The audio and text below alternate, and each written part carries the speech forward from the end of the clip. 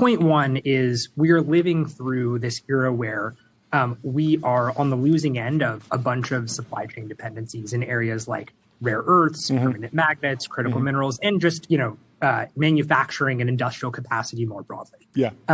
And that is a result of choices, in part, that we made in the 1980s and 1990s, as well as policies that China undertook to try to pull all of that capacity into China.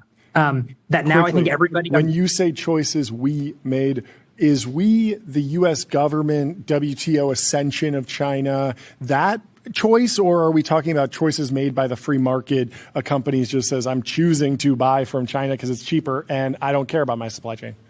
I think it's a little bit of both. I would say, starting in the 1980s, we had a big wave of offshoring where companies, large American companies, intentionally moved production into places like China because they wanted to move it off balance sheet, take advantage of lower labor costs, looser environmental regulations abroad.